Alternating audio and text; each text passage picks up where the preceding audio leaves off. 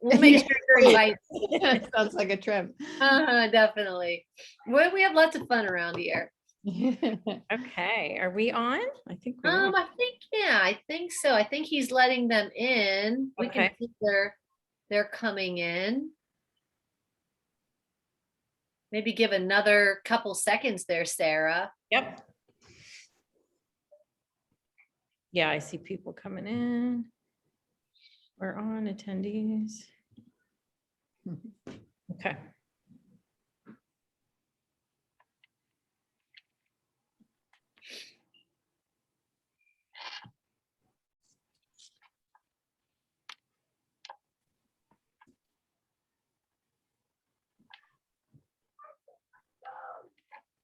Okay. Say probably. We're good to go? Yeah, I would say let's go. All right. Well, welcome back, everybody, to our parent partnership series. First, I'd like to introduce ourselves. So, Teresa, why don't you start? Sure. I am Teresa Kalchek from the Center for Multisensory Learning at Wheeling Country Day School. Thank you again, all of you, for coming. Sarah and I are super excited to be back for our second feature of Peg Dawson. Yes, and I'm Sarah. I am the director of the Dyslexia Center and Learning Lab at the Campus Laboratory School. And, you know, as partners, Teresa and I, we just really want to be a resource for all of you, parents, caregivers, if there's any teachers or students on here with us, just to give you the resources that you need for, you know, to work with kids with learning differences. So with that said, we're super excited to have Peg back for the second part of our executive function series. Peg is an author. Dr. Peg Dawson is an author. Peg is also a school psychologist by training with an expertise in the assessment of learning and attention disorders. She is the co-author of numerous books on executive function skills, including Smart But Scattered, awesome book, and Smart But Scattered Teens. She is a past president of the National Association of School Psychologists and a recipient of their Lifetime Achievement Award. So Peg, we're so excited to have you. I love your book so much. So I can't wait to sit back and listen today. Very good. Thanks. And it's nice to be back. I'm going to share my screen because I do have a few. Let's see if this works. No, that's not working. Hold on. Let me try again. Here it is. I was clicking on the wrong thing there. Okay. So the last time I was here, which was, I think was a couple of weeks ago, I went through sort of the our model of executive skills, and we particularly focus on 11 skills that we think are most critical for school success. We did have a survey we asked people to fill out afterwards to identify specific issues or problems that they thought their kids have. We didn't get much of a response from that, but we did get a couple people. And I think what I'm going to talk about today should address some of the issues that people raised on that. But my guess is, since the audience is larger than two, there are people who may have other concerns that may not have been reflected in those responses. So what I thought I would do would be just talk about specific strategies for specific executive skill issues. But I'm going to start by giving you my perfect intervention. So this is tongue in cheek, I admit. But it's how I've distilled this all down to a level that I think is manageable for parents. Because as a psychologist, I'm used to thinking in fairly elaborate terms about how to help kids. Very often I may be designing interventions that have multiple pieces to them and that take a good deal of effort and concentration and focus and sustained effort on the part of parents. And when they work beautifully. But it's also not realistic for most people to be able to do those intensive interventions where you're trying to tackle a gazillion things at once. So I'm going to share my perfect intervention. It's not an intervention, it's a rule for perfect intervention to support executive skills. And here it is. The perfect intervention to support executive skill development is one that takes no more than 5 or 10 minutes a day and that you're willing to do forever or as long as it takes. And those two go hand in hand. If it took more than 5 minutes or 10 minutes of your time every day, you wouldn't be able to stick with it long enough for it to work. And I can almost guarantee it won't take forever. It will just take longer than you think it should. So one of the things I say to parents and teachers all the time is progress is measured in years and not months with these kids. And I know that's frustrating. Very often parents are looking at a kid where the kid's in pretty good shape, but he just has this one irritating thing, like his bedroom's a mess and there's nothing they can do to get him to clean up his bedroom, or he can't finish his homework on time or something like that. And they think, well, this should be easy to fix. But executive skills, and again, if you didn't come the last time, there are things like, they're all the skills you need to execute tasks or to get things done. So it's like planning and time management, organization, and working memory and sustained attention, those kinds of things. They're habits of mind, and it takes a long time to acquire a habit, especially when we're looking at kids. It takes a long time because they also have immature brains. And so just because we want a second grader to be great at managing his time, his brain probably isn't there yet to manage time. So he's going to need additional support from us. So, so that's why we have to be patient. But I will say that if you can think about, okay, what's one thing I really want to work on with my kid that I could address, for 5 minutes a day, but that I would do sort of day in and day out for as long as it takes. What would that be? So let me give you just I'll give you one personal example, and then I'll share an example that a mom developed based on my recommendations a couple of years ago. I have 2 sons. They're obviously well into adulthood. I'm a grandmother now. But my older son at the age of 14 was diagnosed with an attention disorder. And at that time, we hadn't even developed our rating scales or really even our model for executive skills. But if we had, and I had filled out one of my rating scales on my son, I would guess of the 11 executive skills that we talk about, he probably would have been weak in about 7 of them. I knew I couldn't tackle all of those because first of all, I didn't have the organizational skills to do that. Organization is one of my executive skill weaknesses. But second of all, he would have felt terrible. Because every time he turned around, I would be sort of prompting him to try a little harder, do something a little different, or be a little better.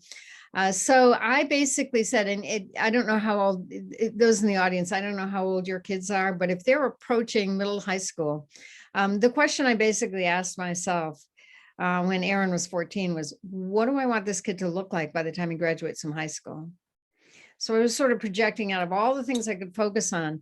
It helped me think about what's the most important.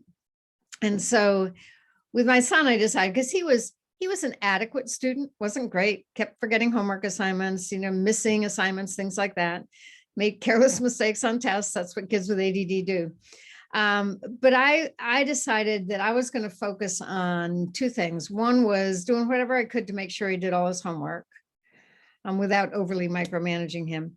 And number 2, making sure as best I could that he handed it in on time. And I chose those because first of all, I thought that would get him through high school. And second of all, I thought that translated into adult job responsibility. So if he didn't go to college, at least to be able to get a job, because doing your homework and handing it in on time, that's like doing what the job requires and meeting deadlines. So I thought, okay, if we can get that into him. So every day when he came home from school, I asked him just 2 questions. What do you have to do and when are you going to do it? And that's how we got through high school. What do you have to do when you're going to do it? It was, looking back, it was a 5-minute conversation usually. Sometimes he'd open his assignment book to answer the question. Sometimes he'd pull the answer out of his head because his working memory was actually pretty good. And again, looking back, because at the time I wasn't really processing how the whole intervention was working, it faded fairly naturally his senior year in high school. And by that, I mean, it wasn't an everyday conversation anymore. Sometimes he would tell me what he was going to do without my even asking him. Sometimes he would just do it without us even talking about it. And so that's how it faded. But if you think about that, we started that when he was in 8th grade and it faded naturally his senior year. That was 4 years. 4 years of a daily 5-minute conversation.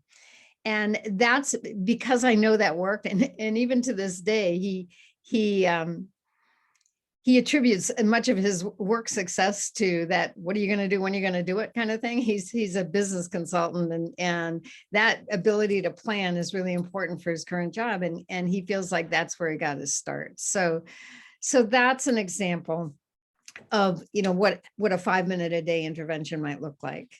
I'll give you a couple others, and then I've got one that I've got a visual to go along with. I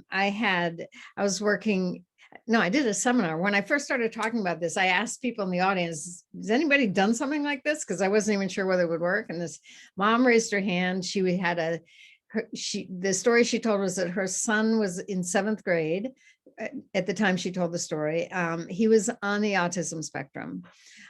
So he had some learning and behavioral challenges. She said when he was in 1st grade, she put in place a getting ready for school routine, all the steps he had to do to get ready for school. She said she had to walk him through that routine every day to make sure he got out the door with everything he needed on time. She said he's now in 7th grade. He is completely independent in terms of getting ready for school. Doesn't need any reminders, doesn't need anybody checking the clock with him. He does it all by himself.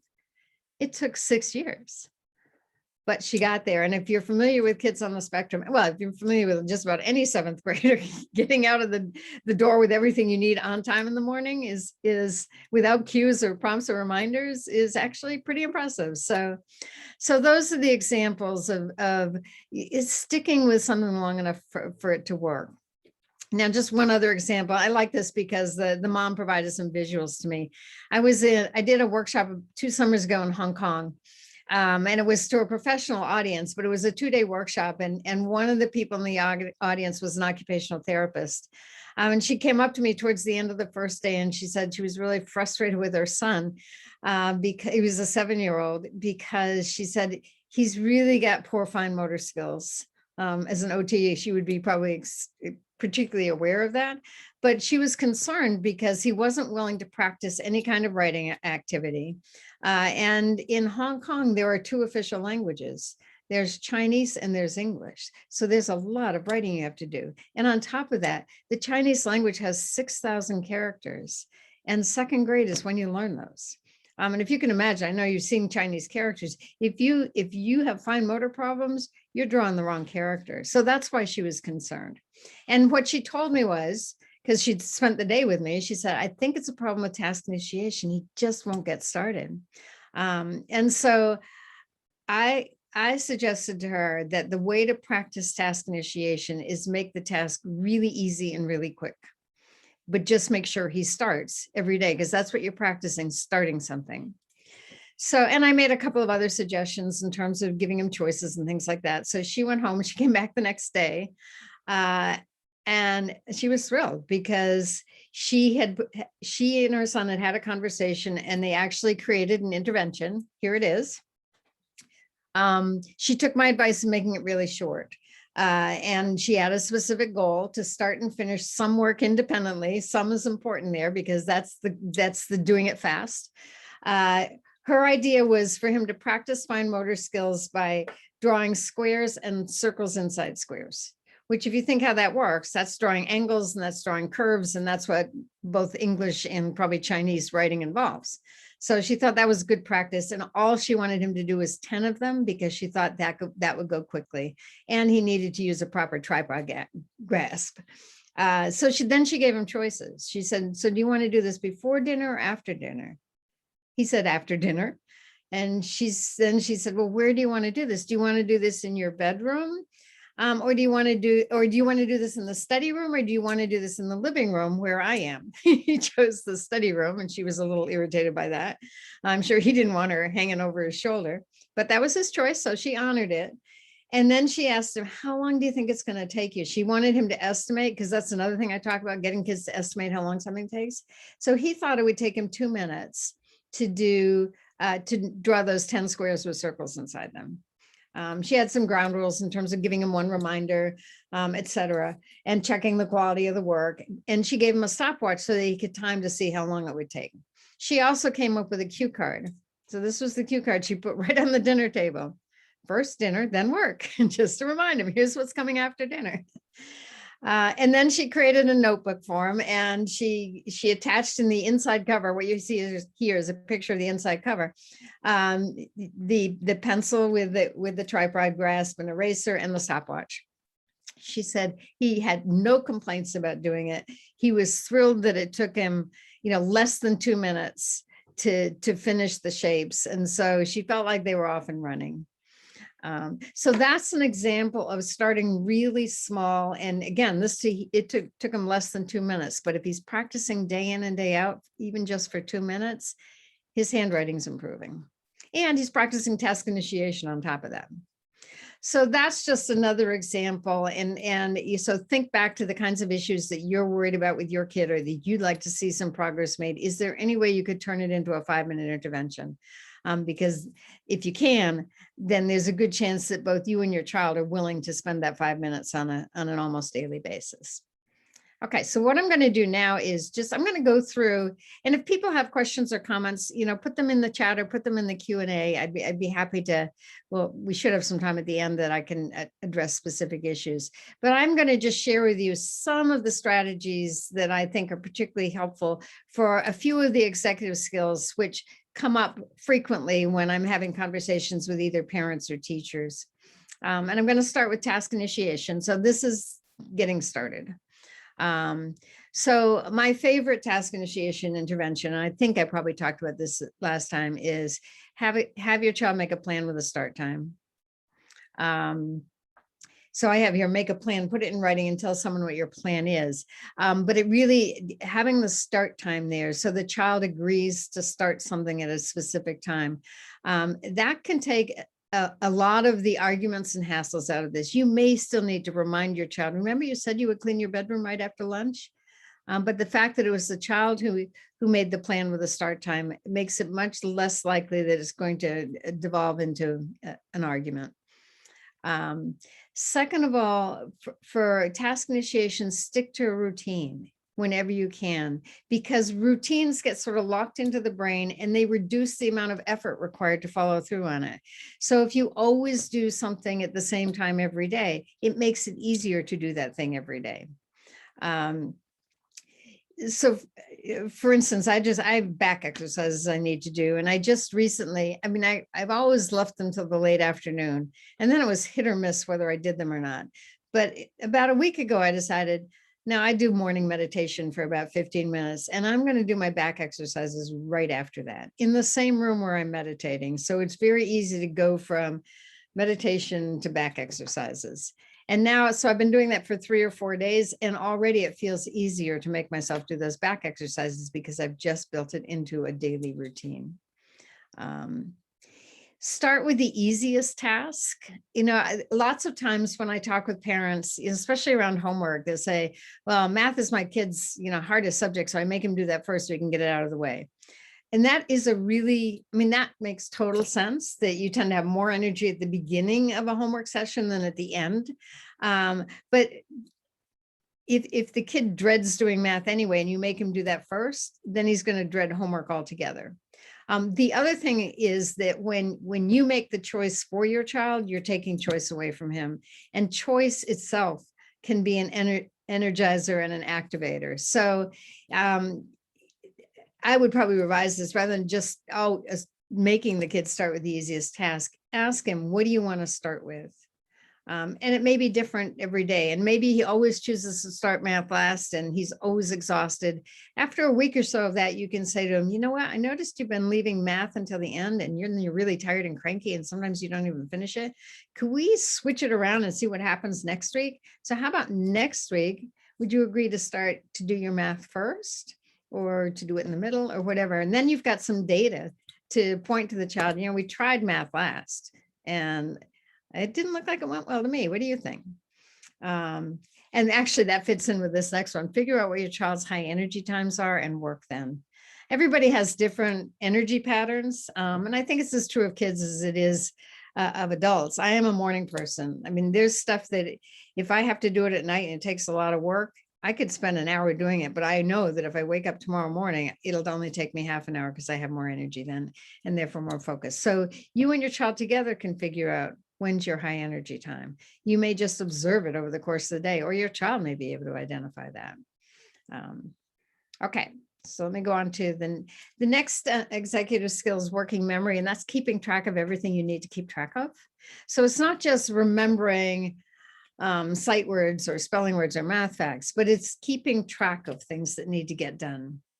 And in fact, a couple of people who did fill out that survey talked about, forgetting to do chores or forgetting other things they have to do. That's working memory. That's, again, keeping track of what you're supposed to be doing. And so starting by finding a memory aid that works for your child.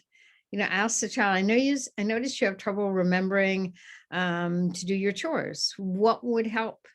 Would it help if I put a reminder on the kitchen table so when you came home from school, you'd see it right there? Would it help if we set an alarm to go off every day? I've had parents who use Alexa, the Amazon artificial intelligence, whatever, I forget, it's like Siri, but they would say I had this mom say, so I asked my kid when he's going to start his homework and he tells me he'll start at 5. And I said, okay, tell Alexa.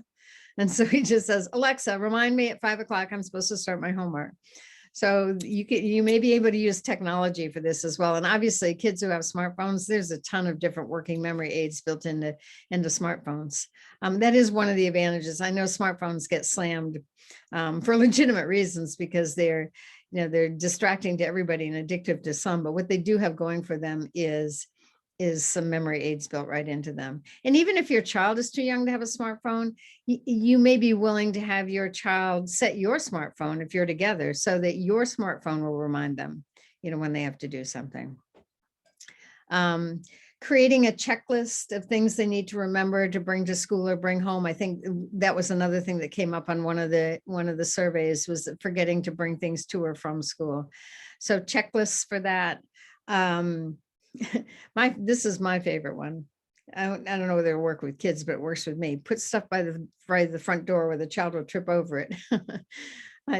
I came up with that one a few years ago. I live about 40 minutes from my office and I rely on my laptop because I do work on my laptop, and I left my laptop at home.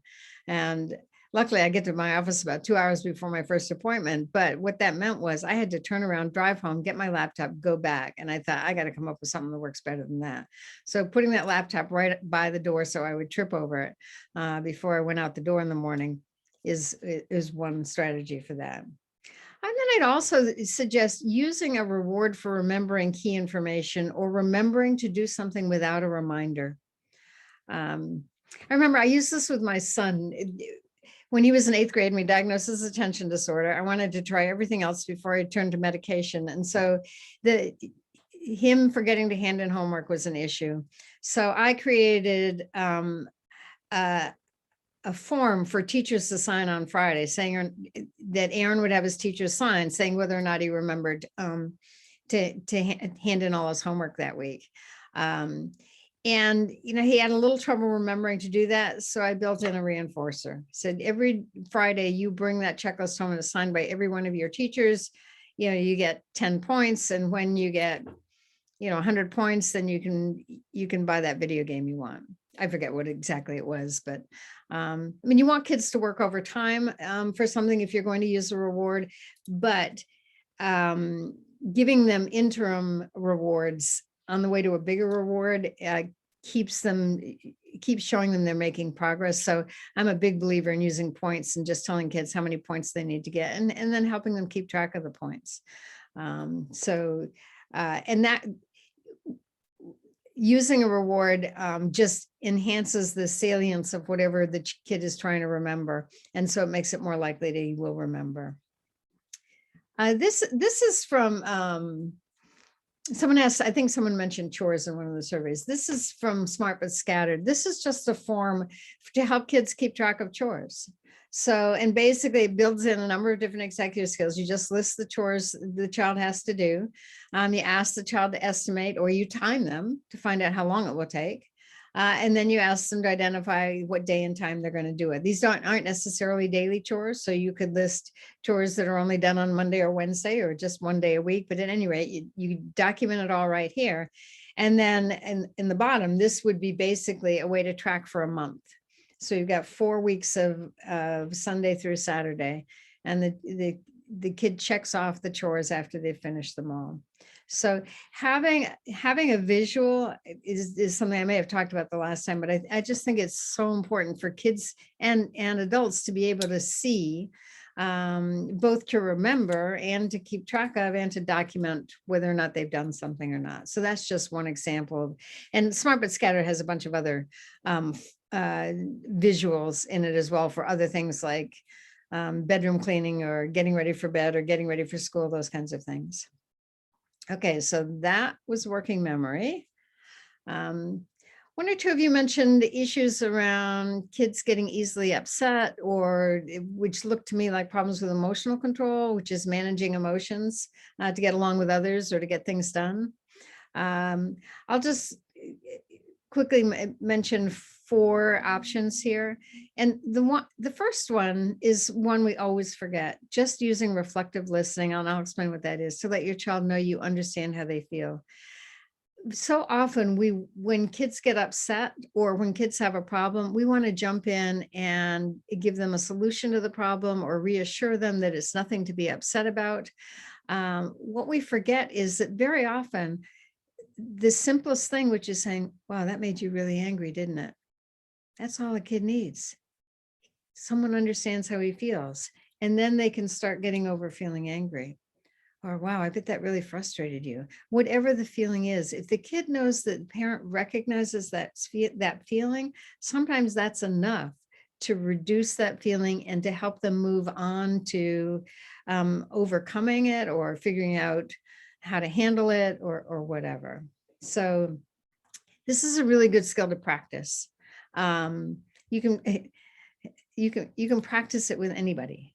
So just get a feel for how this works by talking to your kids or talking to your spouse or whatever, and just see how they respond to it. Because sometimes it's almost magic. Oh, this is not right. This should say practice a coping strategy, not a copy strategy. A coping strategy, such as a relaxation technique or a mindfulness meditation. There's a great book, I don't know whether I mentioned it last time or not, called Sitting Still Like a Frog, which has short mindfulness meditation, guided meditations. It's a great calm down before bedtime activity. And when I'm using mindfulness meditation, I'm not coming at it from a religious perspective at all. I'm coming at it from, this is a way to manage feelings. And there's a lot of research to show that if you learn to engage in a meditation technique, such as focusing on your breath, if that's what you're focusing on, that helps you not focus on all the other upsets, or it helps you overcome the upsets. So I just wanted to make that clear, that it's not a religious technique, although it's associated with a number of the world's religions. I'm not describing it as a religious technique. Find stories where characters learn to manage emotions. I mean, these are just a couple. I've been collecting these anytime teachers, it's usually teachers who recommend good picture books. There's one called Angry Octopus that I like. Another is My Mouth is a Volcano. Both of those are dealing with anger, but there are probably ones out there also for dealing with anxiety or frustration or other feelings. Here's another strategy, which I want to explain to you. We call it a hard times board. And this is a strategy which my colleague and my co-author, Dr. Guerre, created for helping kids manage emotions. And here's an example of what a hard times board looks like. And first of all, he calls it a hard times board because this is in particular, he's used this in school settings, but you could use it in his home easily as well. Where if a kid is getting upset, the teacher might say to him, looks like you're having a hard time. Maybe you should check your hard times board. So there are 3 elements to a hard times board. First is, and you create this with the child, and then you print it out as a poster. What makes me mad? So this was a particular kid that my colleague Dick was working with in a school setting. So what makes him mad was when he got a math or writing paper to do. The next section are what are the can't do's. What is this was a kid named Max. What is Max not allowed to do? He can't complain in a loud voice. I can't crumple or tear up my paper. I can't not listen to my teacher. But you can't just tell kids what they can't do. You got to give them coping strategies. So when I'm having a hard time, I can, number one, ask for help, or number two, take a break for 2 minutes and look at a book or draw. So you and a child could go down, what makes me mad? Those are the triggers, so that they recognize this is what sets me off. You can skip the can't do's part if you want, because who wants to focus on the bad stuff? Dick used it in this particular case because if this kid did those things in the classroom, he was going to get sent to timeout, and he needed to understand that. But you could go easily from what makes me mad to when I'm having a hard time, I can. And just together with the child decide what will help me manage my feelings in this case. Asking for help, taking a break, reading a book, walking around the house, whatever it is. So try that one as well. And I can make this PowerPoint available. I don't know if there's a way to get it out to the people who are here. Yeah, I see Teresa and Sarah nodding. So I'll make sure this PowerPoint is available to people so that they can use some of these resources or remind themselves what they are. How about sustained attention? Because this is often a problem, especially for younger kids, for younger kids and for kids with ADD. So sustained attention is sticking with something long enough to get it done. One of the most effective strategies I know of is giving your child something to look forward to when they're done. That should say when they're done. I'm going to have to correct my typos here. So if a child has an unpleasant task to do, like a chore, like bedroom cleaning or some homework or something like that, just ask him, so what do you think would be fun to do as soon as you finish this? And then they have that in the back of their mind. As soon as I finish, my math homework, I get to play on my iPad.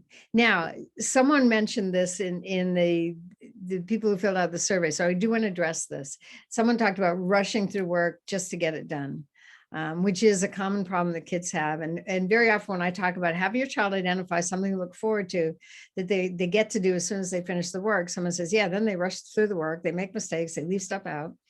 So then you build in an accuracy rule. And one of my favorite, I had a mom say to me, so my kid has a tendency to do that with math. He rushes through it, he makes mistakes because he wants the free time afterwards. So what she does is she checks the work. She counts how many mistakes he has, and she says to her son, okay, you got 2 mistakes. You got to fix those before you get to do that. And that means he has to go back to every single problem to find where the mistake is. So that takes a lot of time. So if he worked more carefully to start with, he'd be less likely to make mistakes, and then he wouldn't have to find where they were. So I thought that was sort of a nice way to encourage kids to slow down and work more carefully.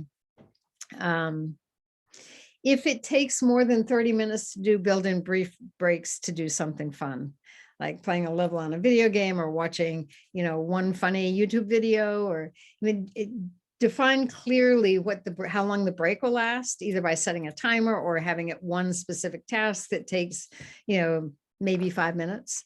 And then they go back to work. Switch off between several tasks so your child doesn't have time to get too bored with any one of them. Again, for kids with attention disorders, I know they'd probably work more efficiently if they just started and finished a single task before moving on to another one.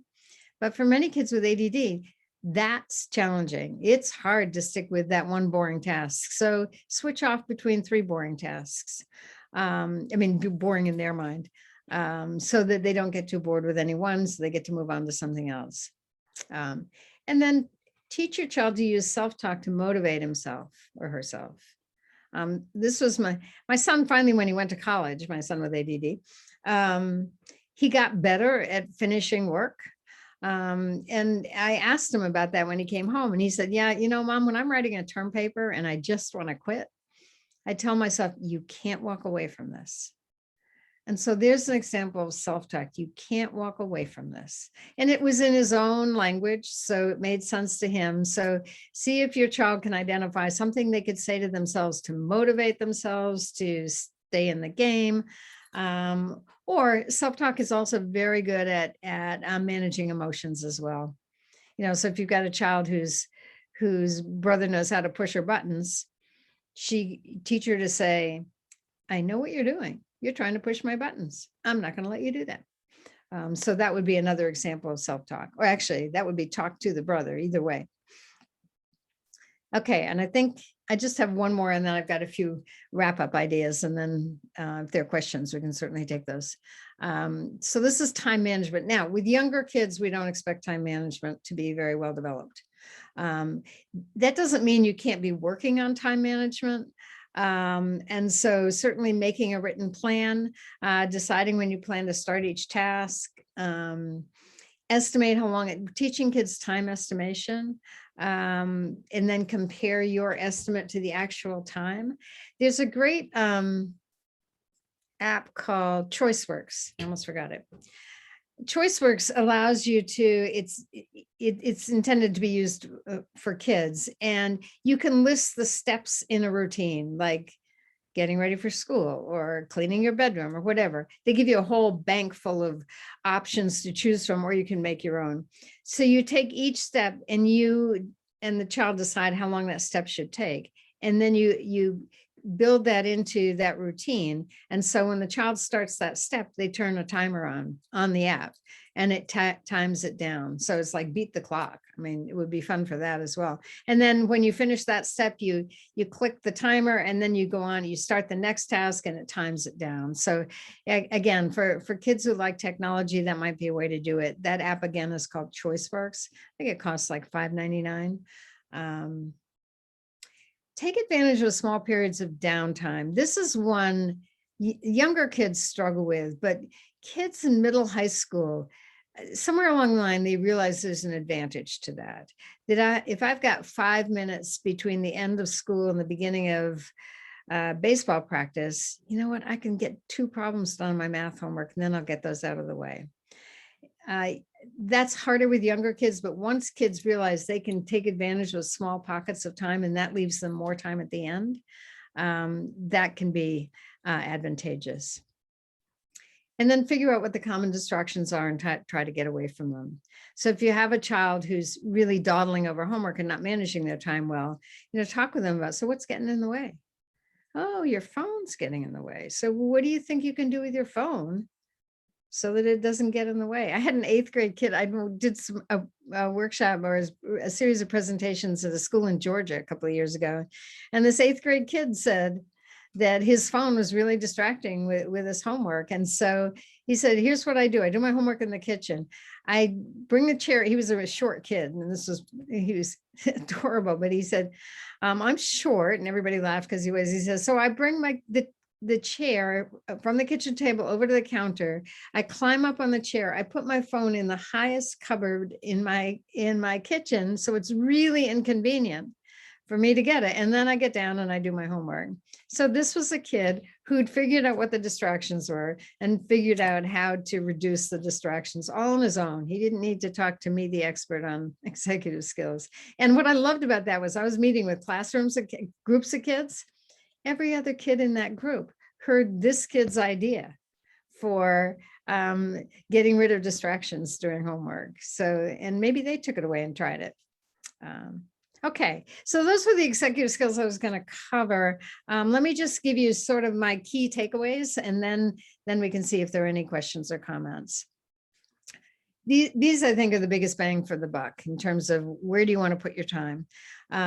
Keeping tasks or chores brief or building in breaks so that it doesn't look overwhelming to kids.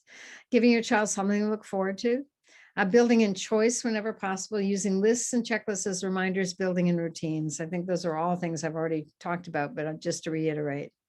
And then the other issue is, how can we work with kids to get them to use their own executive skills? one is when problems arise, we can share our observations. I always laugh when I read this in a non-judgmental manner, because very often this is the advice I'm giving parents of teenagers. I'm thinking, good luck with that. I could never do this when my kids were teenagers. But if you can just say, I noticed, what do you think we can do about it, without bringing that emotion into it?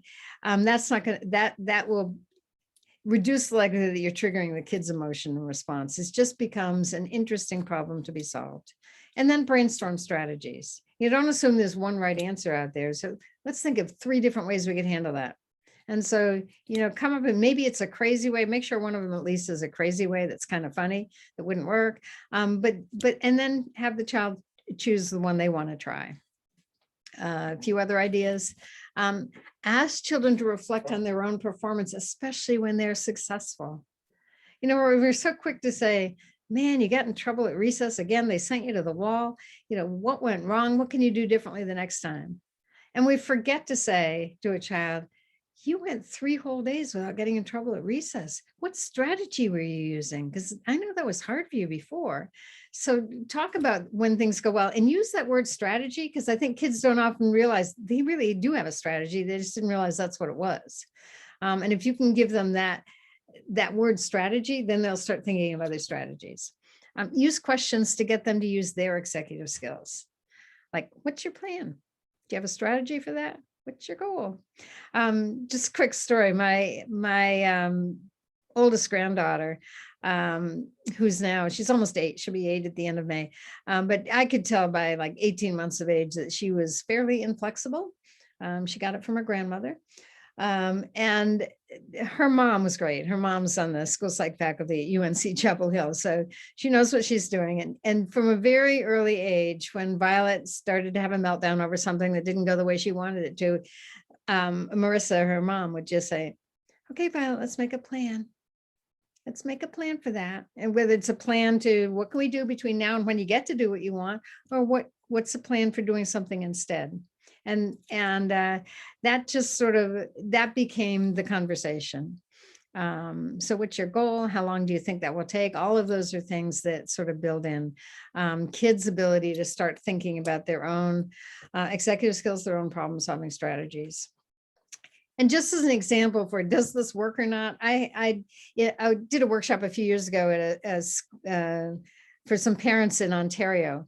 And this mom sent me an email afterwards, which I've held on to, got her permission to use, because I think it shows the little strategies, some of which I've mentioned today, are ones you might be able to use, and it may make a difference. So here's what this mom wrote to me. I already used some of the tips you offered regarding emotional control of my daughter last night as we worked on her language assignment. We set the timer, took breaks, got a drink of water. And when she really started to freak out, I asked her to make a plan. And I thought of your daughter-in-law and smiled. Estimating how long it will take to do the assignment and then doing it in less time than she thought made my daughter feel so proud. When it was all done, I praised her ability to self-regulate and her effort to stick with it, even when it wasn't going the way she wanted, especially when I too wanted to freak out, yell, and quit. Smile. So Mary Haggerty was the mom who sent that email to me. And let me share one others. This is a mom also, but she's a woman who is a teacher that I did some work with. But she's really gotten into executive skills. So she's something she thinks a lot about. And she described an incident recently with her 6th grade daughter. She's just tonight, my daughter needed help on an assignment.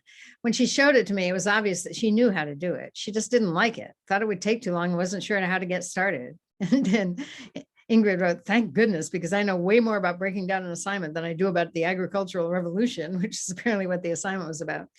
I gave her a couple of strategies. Work for 20 minutes and take a break. Do what you know and skip the hard parts. About 50 minutes later, she was done with all her work. Sometimes the strategies seem like stating the obvious, but they are powerful in their simplicity. So yeah, it doesn't have to be elaborate. It's just being able to come up with the idea in the moment and seeing where you can go with it. Okay, so that was what I had, and I'm going to get out of my PowerPoint now so that we're all more visible. Okay, so any questions or comments? Do you see the question? There is a couple comments and questions. Okay, Peg, do you the see chat. those? Let me go to Q&A. Yeah, there are. Okay, here we go. Yeah. Got it. Okay, so one thing I've noticed is that things go better if we can first examine and acknowledge how all of us are feeling that morning or day and briefly work through any big emotions or worries first.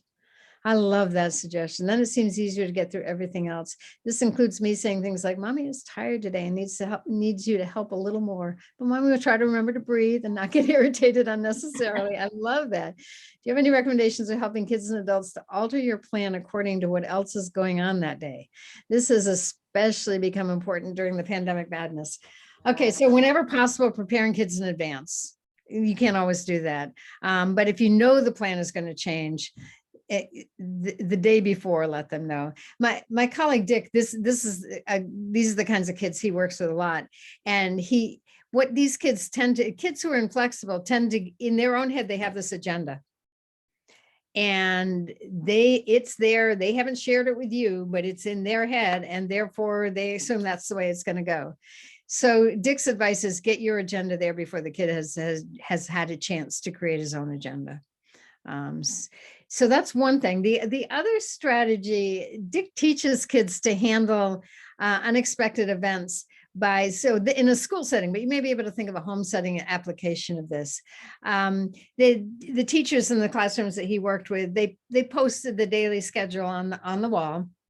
Every day was different, obviously, and they introduced a lightning bolt symbol to mean change. And he said when they first introduced that, they put it in the schedule, like let's say at 1:30 in the afternoon. Oh, lightning bolt, that means something's going to change. It's going to be something different this afternoon. Guess what it is? We're going to have an ice cream party. So they introduced the idea of adjusting to unexpected events by starting with adjusting to something fun. And when they had kids understand that, a lightning bolt means something different, it doesn't necessarily mean bad, sometimes it can mean good, then that makes it easier for kids to adjust to change. The only other thought I would have for that question in terms of recommendations for helping kids to alter your plan according to what else is going on that day is I would again go back to that reflective listening. This is really frustrating, isn't it? I know you had your heart set on that, and I'm so sorry that it can't happen that way. And then sometimes you just have to leave the kid. I was one of those inflexible kids who I needed to go, and still as an adult, I'm this way. I need to go away by myself to recover from whatever I'm disappointed about. Okay. My daughter, first grade, loves the Color Monster book because it helps her sort out mixed emotions. Oh, I got to write that name down because I'm not familiar with that book. That sounds like something I should know. The Color Monster. Very good. I forgot when I was talking about emotional control. I forgot to talk about 5-point scales. Having kids learn to place their emotions on a scale of 1 to 5. With 1 being, I am perfectly comfortable, all is well, to 5 being, I'm about to explode, and various gradations in between. And then once they understand the scale, the parent or the teacher can just look at the kid and say, so what color are you on? Because you color code them as well. So what color are you on? I had a mom, when I recommended that to her because it was a kid I tested, she actually went to Michael's and bought little colored beads and turned it into a bracelet.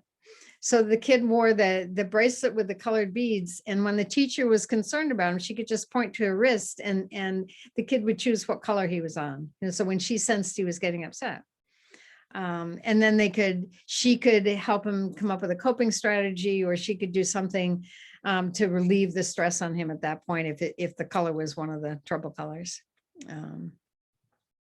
Are there good strategies to help your kids help each other? I noticed when my kids, 3 years apart in age, help each other in any way is often more effective than anything their parents can do to help them.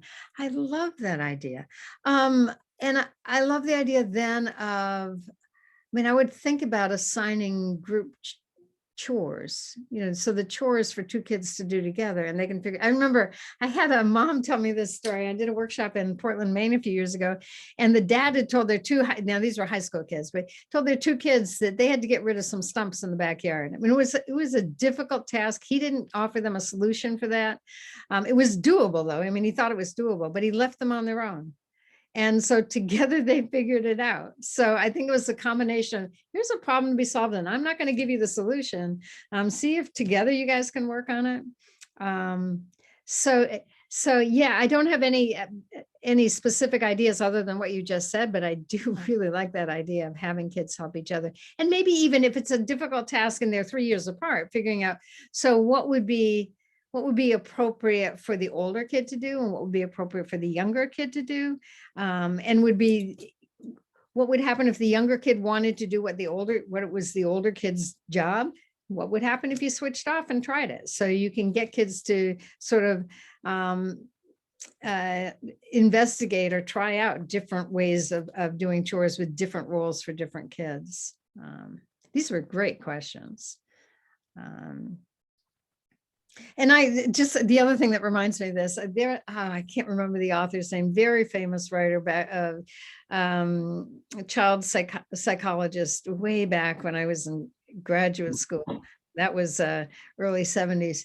His idea when kids were fighting with each other, his solution was send them to their room, one room, and they had to work it out. You know, I can see you guys' reaction, and that would be my reaction too. Yeah, I did it once with my 2 kids. So it was really interesting. They didn't quite know what to do with the fact that they were both fighting, and I sent them to the same room. They figured it out. Figure it out. Yeah, Figure it out, right? yeah, exactly. I love that.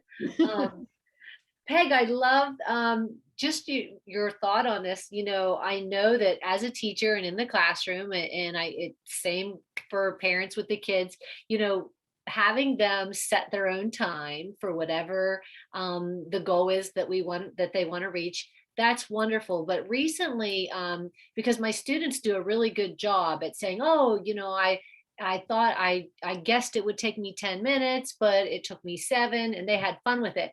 So then we added a little piece of, now rate yourself. I want you to rate yourself 5 out of 5 stars, you know, and be honest. And I'll tell you what, they couldn't wait to come in the next day and say, you know what, I was only 4 out of 5 because I decided to start my homework at 8:30 and I was kind of tired, but I got it done. You know, so that rating, that it was just an added piece. And you know, your thoughts on that, if you know, I think that's okay. Yeah, absolutely. And I just wrote it down. I want to suggest that to others, because that sort of, first, that builds in that self-reflection piece again. And what I like about at least the way you described it, there's no, it's whatever you rate yourself, it's being honest, as opposed to, yeah, you got to, if you didn't get a 5, then there's definitely something wrong and you've got to do it better the next time. But just getting kids to begin to connect how they handle the task with where that might fall on a 5-point scale. I just love it without any. Oh, good. Thanks. We'll Yeah. continue it. They love it. They love it. At the end of the week, I would throw in a little treat on. Okay, all week long, we did what we were supposed to, and you guys did pretty well. And it's teaching ownership. But like you just said, the magic word, reflection's key. Reflecting, just talking about it or writing about it. Reflecting is just key in anything we're trying to teach with these executive skills. Mm-hmm. Yeah, because what reflection is, that's metacognition, and metacognition of the 11 skills that we talk about, that's the last one to develop. And so you can encourage it. And actually, there are couple of different ways of doing self-rating. One is, you know, how well did you think you did? And what I liked about yours was kids were able to describe why they gave themselves a 4. That was wonderful. With younger kids, you sometimes may want to define up front if you're using like a 5-point scale. Mm-hmm. Like I had a 2nd grade resource room teacher working with her small reading group on paying attention. And so she had them rate after the reading group. So how well do you think you paid attention today? But she would have to talk about, what does paying attention mean? It means looking at the teacher when the teacher's talking. It means listening to the other kid reading. So she had clear objective definitions, and then that made it easier for kids to do that kind of rating. That's exactly right. That you're exactly right. And it's called a skill. We can't assume they already know it. We have to teach that to them. So you do have one more question. I think we have time for one more question. Okay. What is it? I don't see it. It's at the bottom of the Q&A. What are your thoughts about families continuing to practice executive function strategies during the summer months and in preparation for school to begin in the fall? Excellent question. Yeah, so here's my thought about that. And that is a really good question because sometimes people will say to me, so what do you think about sending my kid to executive skills boot camp over the summer where they're learning the strategies they need to be successful students? And my usual response is, if you expect kids to be able to generalize from what they learned at a summer camp and bring it into the classroom in the fall in a totally different situation, where you're saying, so here's how you study for tests, or here's how you take notes, or whatever, that's probably not going to happen. However, I think summer is a great opportunity to work on executive skills as long as it fits in with what your summer schedule is like. So you can practice task initiation with household chores. You can practice time estimation with how long did it take you to make your bed. So just apply it to something that's going on in the kid's life. And again, it may carry over, it may not, but at least they have the practice over the summer, and maybe they're getting better at doing chores or making their bed or whatever else you're working on. So that's the way I would think about it. But I do think, especially since in summer, everybody tends to be more relaxed. I mean, I don't know how many parents I've talked about it who ended up sort of really helping their kids get dressed in the morning far longer than they should have, because it's too slow to let my kid get dressed by himself because we got to get out the door by 7:30. Well, summer gives you a little more leeway there. So that gives you the luxury of letting the kid take his time in whatever you're working on. So yeah, I think that's a great idea. Thank you. Okay. I do have a question, but we have 3 minutes left. But I just have a quick one for you. It may not be quick, but so when you were talking, there's so much. Do you have another hour to spend with us? I agree. Yeah. So I have a kiddo that has a very difficult time getting tasks completed in the classroom. It's a first grader. And would it be okay to do that reward after each task, or should we do and would that be a ticket then or would it be better to do it? Okay. Yeah, so the main mistake people make with rewards is they make kids work too long, too hard for too little reward. Yeah. So the reward can be very little. It can be a point or a ticket or something that accumulates towards the reward down the road. But the main thing is not exceeding his ability to stick with the task. So right. So in that case, yeah, a ticket or reward after each task, and then you can gradually increase it. So I know we've been giving you, a ticket for each task. This time, because we want you to be able to do this independently, we're going to up the ante a little. We're going to make it 2 tasks for 1 ticket. Okay, perfect. That is exactly what I wanted to hear. Thank you. Okay, well, go ahead, Teresa. No, go ahead. You go ahead and wrap it up, Sarah. I was just going to see if there's anything else. It looks like we got everything there. I think we did. Thank you for the questions and comments. Thank you so much. Yeah, the questions were great. I always it makes me think about things a little differently. So that's great. Awesome. Yeah. Well, thank you so much, Peg. That was unbelievable. Again, I do wish we had an hour more. Exactly. Peg, we do appreciate you coming twice to join us. I know you'll be hearing from us again in the future. We love having you talk to teachers and parents. Yes. Sarah, if you want to announce our next one. Yes. So our next partnership lunch series is going to be Fun with Phonology. And we're going to give you a little look into some classrooms and see the fabulous things they do with phonology. And then our kindergarten teacher, Lee Sullivan, here from the Campus Lab School, is going to join us and give you lots of games and activities that kind of move along the phonological awareness continuum. And she'll really give you games that hit all points of those. So spread the word, come back and join us. We will put it out there, but make sure you mark your calendars. I think it is May 20th. Yeah, we pretty much the 3rd Thursday at lunchtime of every month. Yep. And it is, yes, the 20th. Yes. Yes. Okay. Thank you all. all. So much, Sarah. Thank you. Thank you, Thanks, Peg. Yep, it was fun. Yes. Have a wonderful day. Thanks, everyone. Bye.